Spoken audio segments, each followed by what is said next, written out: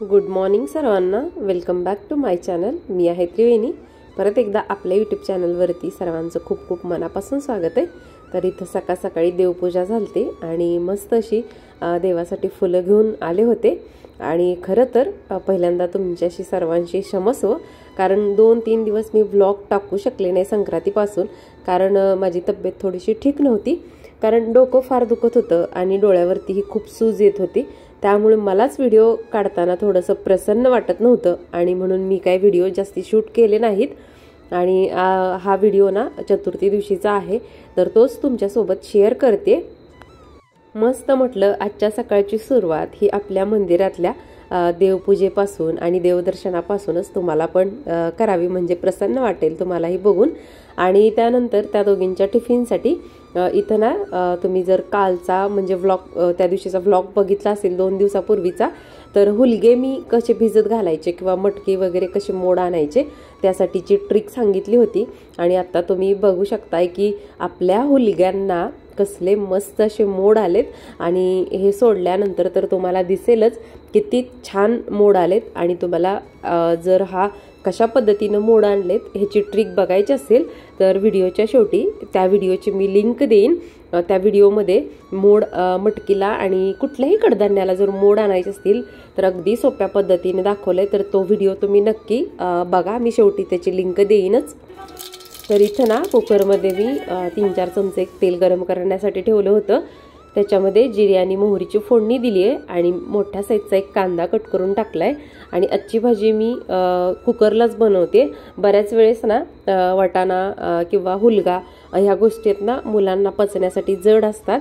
आणि ज्यावेळेस आपण अशा कुकरला 1 शिट्टी घेऊन आपण किंवा 2 शिट्टी घेऊन शिजवून घेतो ना, तर छान मऊही शिजतात आणि मुलांनाही पचायला हलक्या जातात.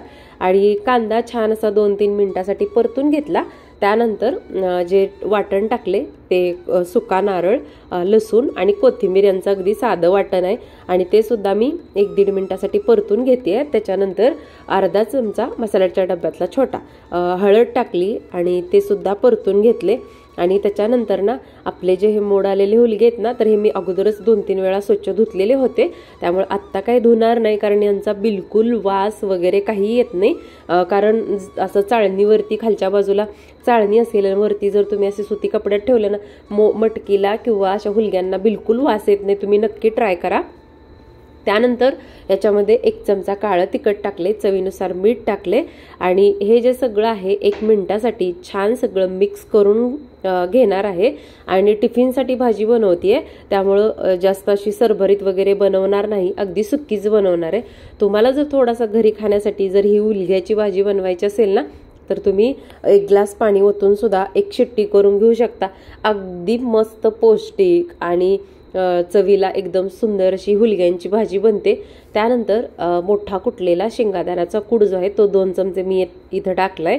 आणि हुलग्याला शिजण्यासाठी थोडंसं वेळ लागतो, म्हणजे 2 शिट्ट्या तरी मी करून घेणार आहे, जेणेकरून हुलगे मस्त शिजतील.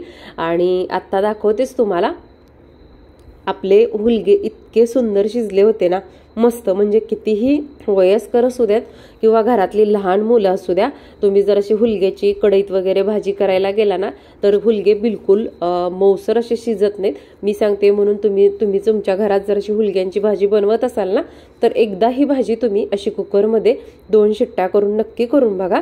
आणि रेसिपी आवडली असेल आणि आणखीन तुम्ही लाईक केलं नसेल तर प्लीज लाईक करा. आणि आज बघू शकता आपल्या जास्वंदीला कसलं गोड हे फूल आलंय.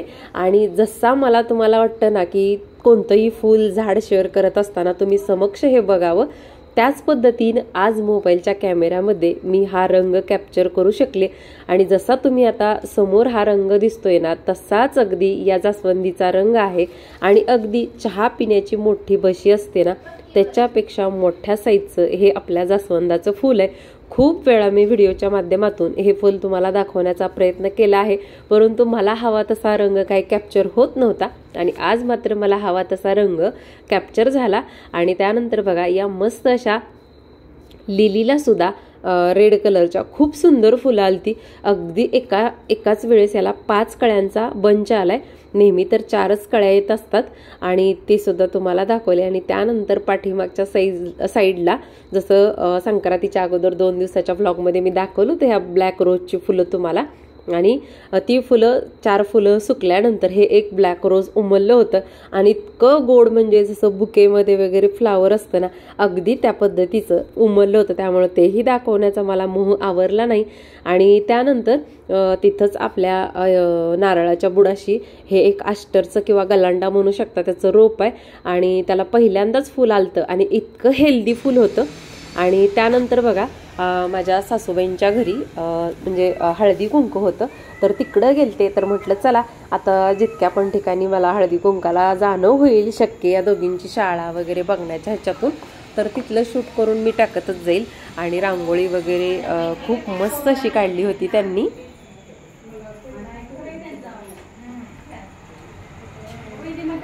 थांबा थांबा, तुम्हीच दिसला म्हणलं.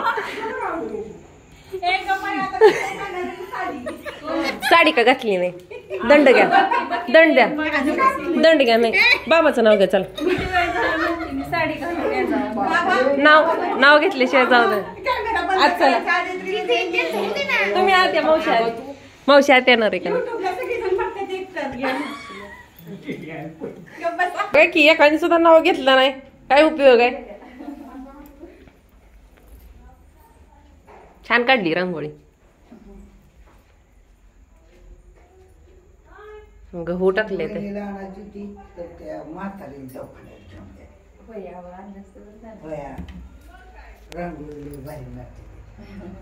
ती काय म्हणतो आणणार होती येताना मी, पण ती गेले ते आता कवा येते पुन्हा साहेब. मी फिरायला गेली तिकडून झाल्या.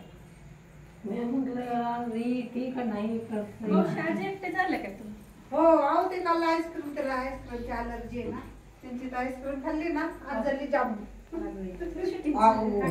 सासूचं काढू दे. इकडे फिरायला जातो त्या माळ्याच्या रानात, त्यांच्या काल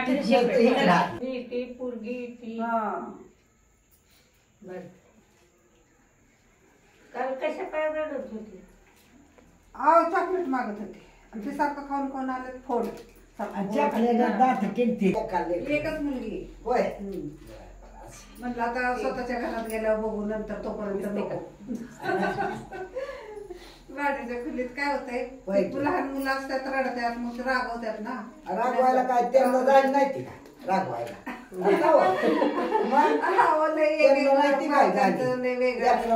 घर बांधलेलं राहिलेलं. अहो मग झोपली होती जरा उन्हात. तर मला आज ना जितकं शक्य झालं तेवढंच मी शूट करून दाखवते. आणि वाणासाठी त्यांनी अशा छोट्या हळदी कुंकाच्या डब्या आणल्या होत्या. नंतर भेटू छानशा व्लॉग सोबत.